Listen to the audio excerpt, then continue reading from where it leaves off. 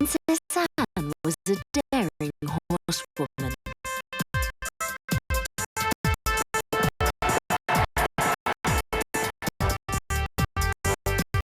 She won the European Eventing Championship when she was just 21, and would go on to compete in the 1976 Montreal Olympics. Her future husband, Captain Mark Phillips, was also a great rider.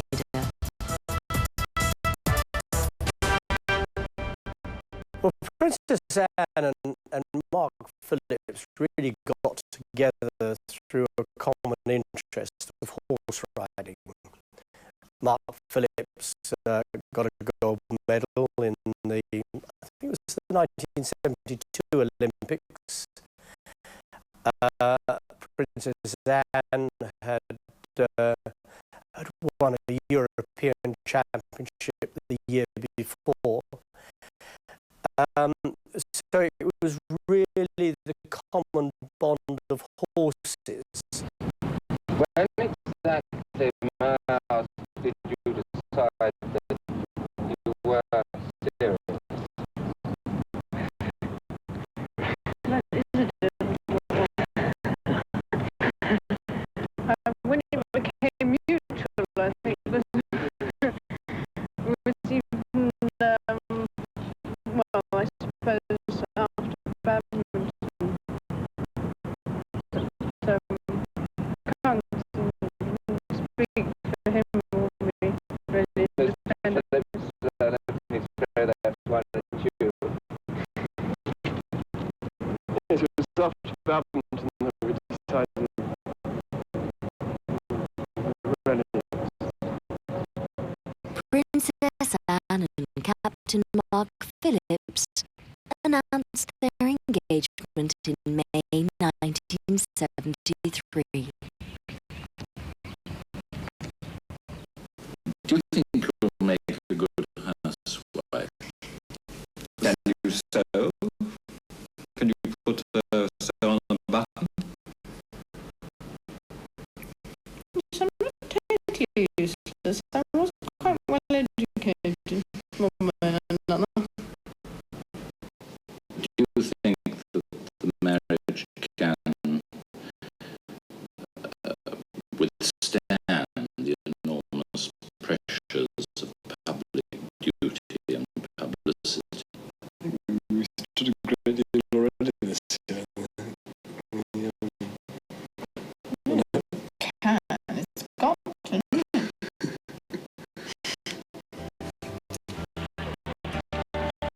The 14th of November 1973, and Princess Anne approaches Westminster Abbey in the glass coach.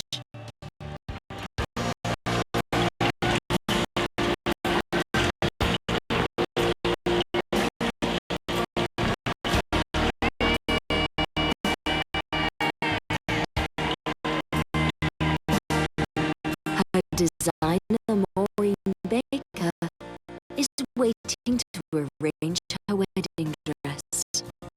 Maureen Baker, perhaps you can talk us through really what were the main points on that dress? I think the main one really was the sleeves and then the back view.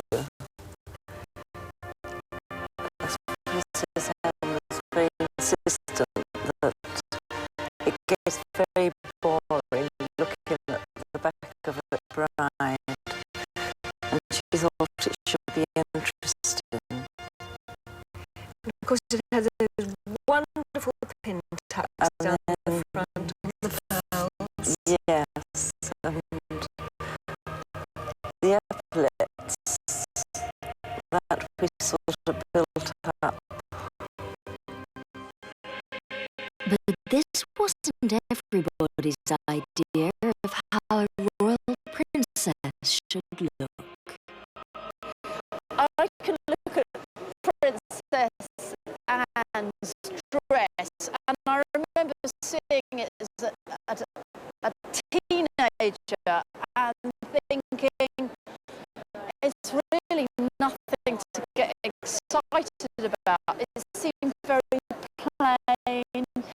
It was very high-necked. Her hair was really harshly scraped back. I can look at it now with more of a fashion eye and say, actually, you know, she really picked a dress that reflects her personality. She's a no-nonsense woman. She's a sportswoman.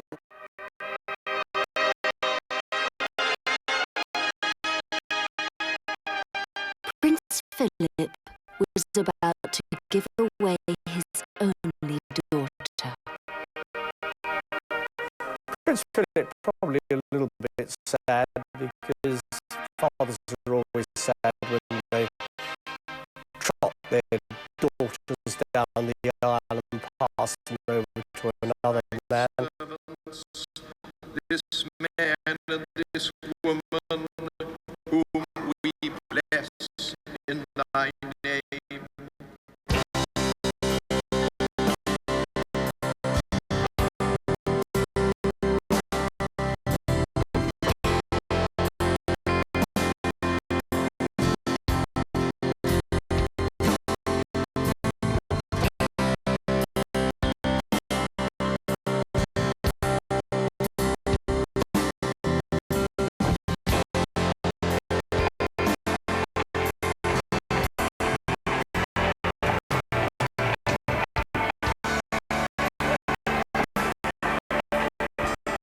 All royal weddings have to be planned to the last detail, and particularly this wedding, when times were dangerous.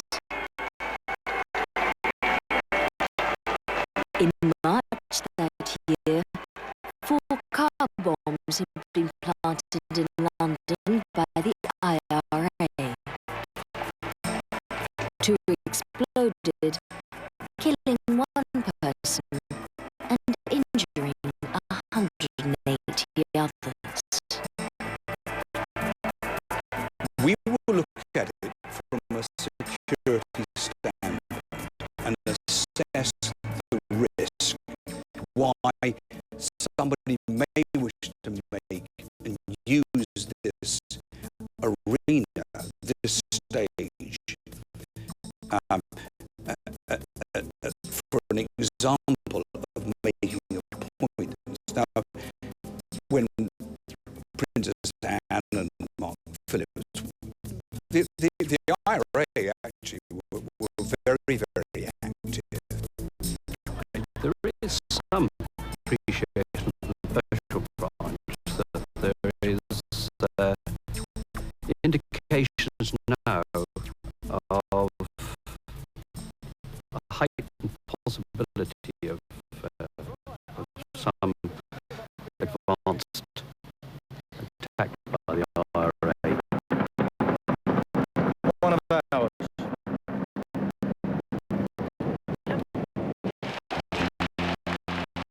Fortunately, the couple arrived safely at Buckingham Palace with no incidents to mar their day. As London's Evening Standard read, the timing was perfect. On the day there might have been a national wailing and gnashing of teeth, there was celebration and festivity.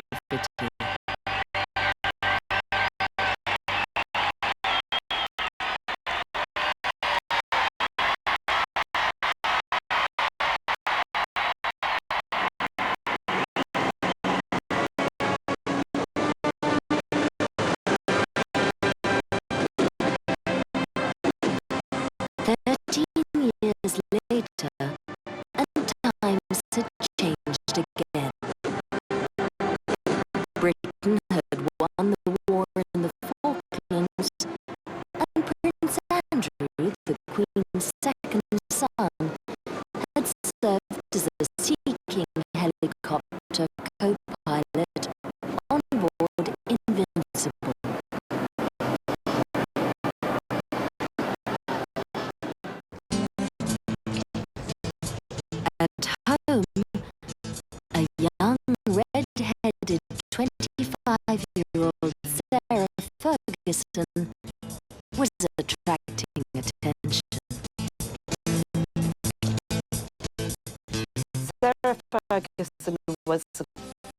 lovely, bouncy, Sloane Ranger. Diana was a great friend of hers. Diana decided, now come on, you've got to meet Prince Andrew. So she invited Fergie to lunch during Ascot Week. You were made to sit next door to each other at lunch at Ascot. Yes, and he made me chocolate profiteroles, which I didn't want to store. I then didn't have them, so I got hit. But Very it started from there. I think that's probably where I was meant to be on a diet. And that was the basis of a romance. Yes. there are always humble beginnings. It's got to start somewhere. Could I ask you if you could tell us what you like about each other? Oh, Wit. Charm. yes, probably. Yes. And the red hair. And the good looks.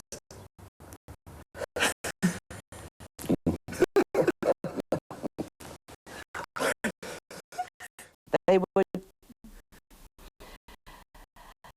both quite immature, and they both loved crazy things, and they really were a love match. Andrew and Sarah decided to announce their engagement in March 1986. They ordered the ring from Asprey and Garrard, the Crown Jewellers, but gave them just 24 hours to finish the work. The ring had to be made overnight. Workshop worked literally through the night because the engagement was announced at 10 o'clock the next morning. The ruby ring was worth £25,000.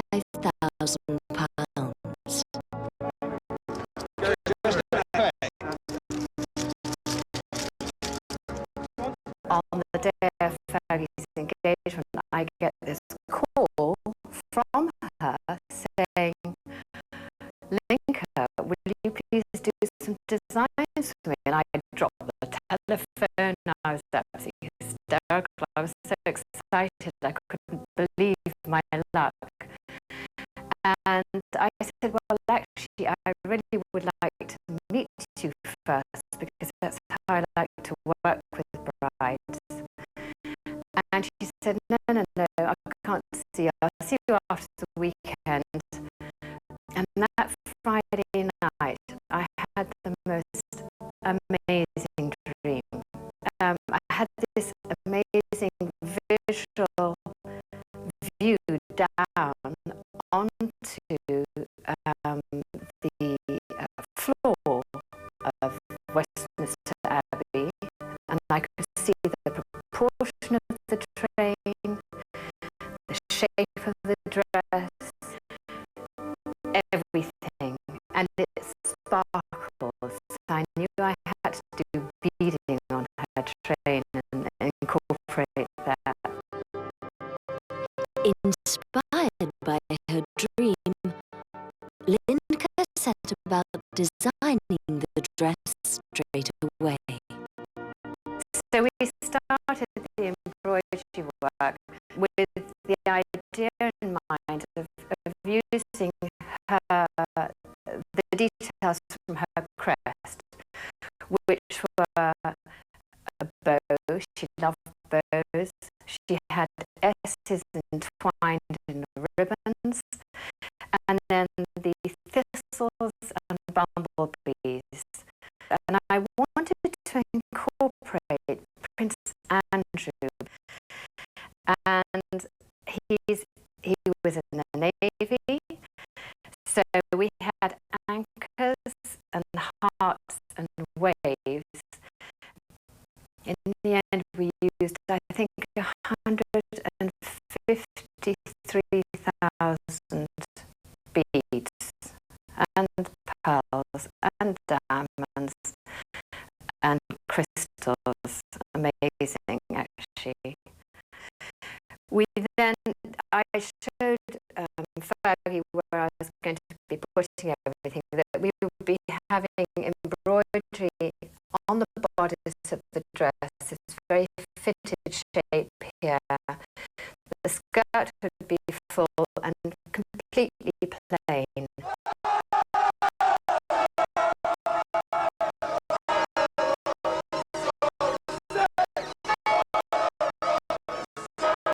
It's the evening before the wedding.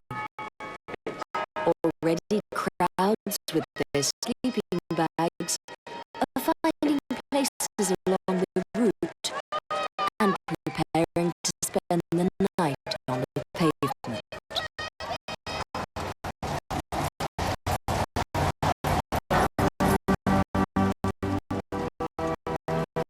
Wednesday, the 23rd of July dawns, and the palace conjures up the spectacle that everyone has been waiting for. Prince Andrew leaves Buckingham Palace at 11:05 in the state landau, with his bride leaving the traditional 10 minutes late.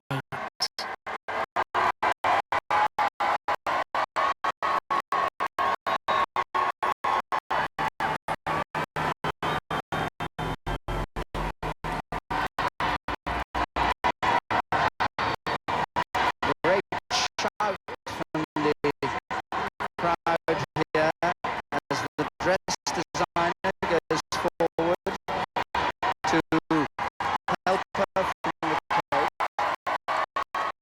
Sarah wanted to go into the Abbey as a commoner, which is why she had this beautiful headdress of flowers, and to come out as the Duchess of York. And in order to achieve this, the front veil was detachable, and it was put over the flowers, so that when she came into the Abbey, she was covered and it was all very beautiful. And then when she went into the vestry, the front veil was removed, detached, and the flowers were also taken away. And she was able to come out looking glorious with her tiara and a duchess.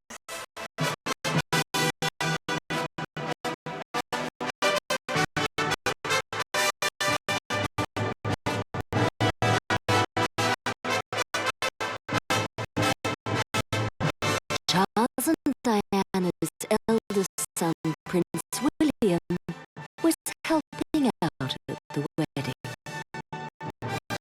Prince William was one of the pages, and he was 4 years old and so naughty.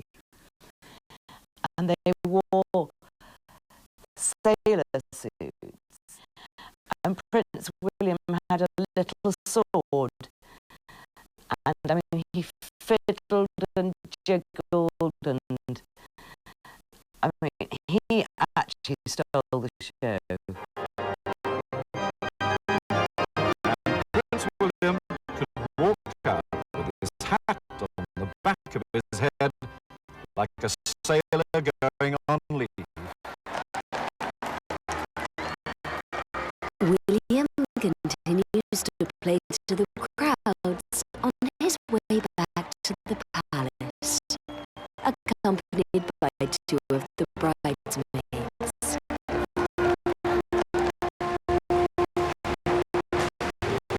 The 8 page boys and bridesmaids line up to get a kiss from the new Duchess of York.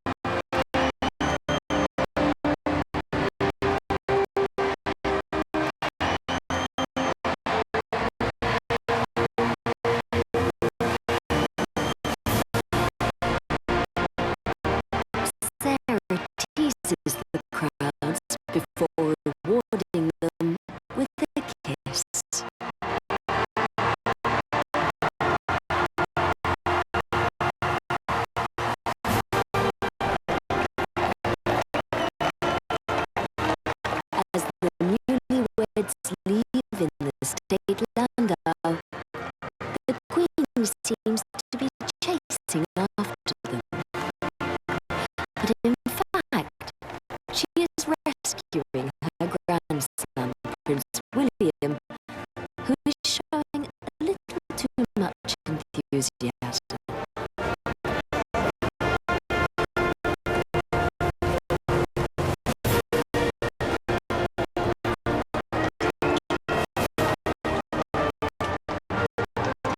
A giant teddy bear put into the carriage by the groom's younger brother, Prince Edward, accompanies the couple as they head off for their honeymoon.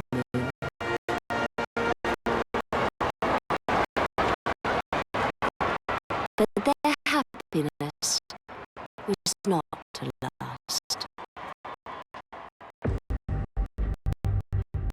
Their separation 6 years later in 1992 was just one of a series of disasters which engulfed the royal family. A huge fire at Windsor Castle in November seemed to symbolize other hopes and dreams going up in smoke. 1992 is not a year on which I shall look back with undiluted pleasure. It has turned out to be an annus horribilis. This horrible year was the culmination of a disastrous time for the royal family. Every significant royal wedding since the Queen's had ended in divorce. Princess Margaret's marriage ended in divorce. Princess Anne's ended in divorce. The Prince and Princess of Wales and the Duke and Duchess of York ended in divorce. I think people thought, well, what's the point of this family? They can't even hold a relationship together, so why should we give them any respect? Royalty has no power. It only has the respect that people give them, and by that respect they have influence. But without respect there's nothing.